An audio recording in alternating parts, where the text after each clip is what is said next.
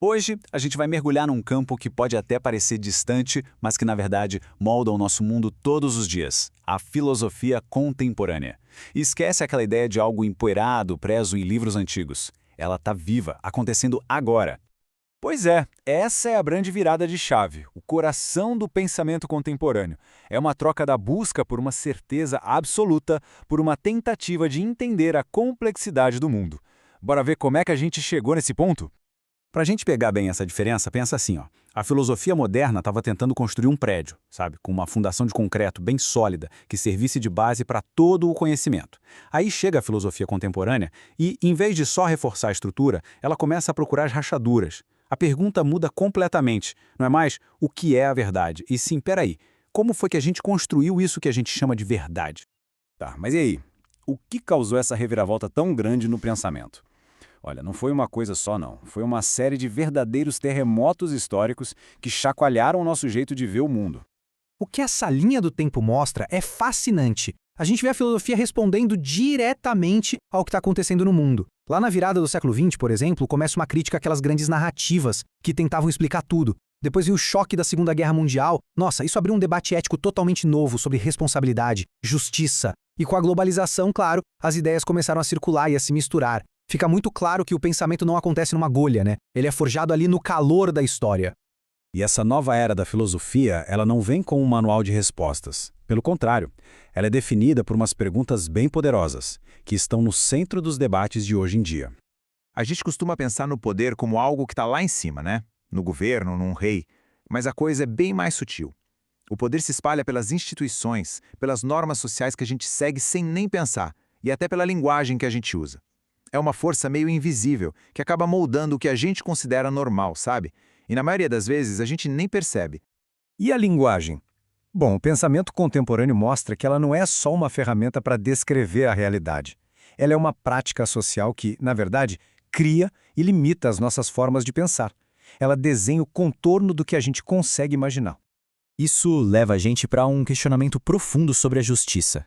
Será que uma definição única, que muitas vezes veio de um contexto ocidental, pode mesmo valer para todo mundo?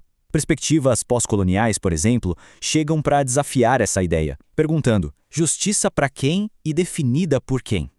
Bom, e para essas ideias todas aterrissarem um pouco, vamos dar uma olhada em alguns pensadores que foram essenciais, que nos deram ferramentas novas para encarar essas questões de frente. Esses pensadores não estavam só propondo ideias novas. Eles criaram jeitos completamente diferentes de analisar o mundo. O Michel Foucault, por exemplo, ele mostrou como o poder e o saber estão sempre entrelaçados para disciplinar nossos corpos em lugares como escolas ou prisões. O Jacques Derrida nos ensinou a desconstruir os textos, mostrando que o significado nunca está fixo, está sempre instável. E a Judith Butler? Nossa, ela revolucionou o nosso jeito de entender gênero, dizendo que não é algo que a gente é, e sim algo que a gente faz repetidamente. É uma performance social. E aqui, pegando o gancho do Foucault, tem esse conceito importantíssimo, a biopolítica. A ideia é que o poder hoje em dia não quer mais só punir, ele quer gerenciar a vida. Administrar a vida das populações controlando tudo, desde a saúde pública e as taxas de natalidade até a gestão de uma pandemia. Ok, eu sei que tudo isso pode parecer muito acadêmico, muito teórico, mas a verdade é que essas ideias têm aplicações bem concretas no nosso dia a dia de jeitos muito profundos. E é aqui que a gente vê o alcance prático de tudo isso. Pensa na tecnologia. Os debates sobre o preconceito em algoritmos de inteligência artificial são, no fundo, debates filosóficos sobre poder e justiça. Essas ideias não são abstratas de jeito nenhum. Elas ajudam a gente a pensar em como regular a tecnologia, a criar políticas públicas e a refletir sobre o cuidado coletivo. Beleza. E o futuro? Para onde a filosofia está apontando? Bom, ela está se tornando mais interdisciplinar, mais pública e mais global do que nunca. A grande lição aqui é que a filosofia está evoluindo, está saindo daquela torre de marfim. Ela está colaborando com a neurociência, com a ciência de dados, com estudos ambientais.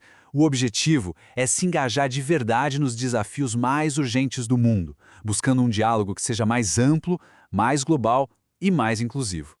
No final, a filosofia não entrega respostas fáceis num pacotinho. O que ela faz é nos dar perguntas melhores. E é questionando as bases do nosso conhecimento que a gente abre novas possibilidades para entender o mundo e construir um futuro mais justo e mais reflexivo. A questão final não é o que a gente sabe, mas o que a gente ainda ousa perguntar.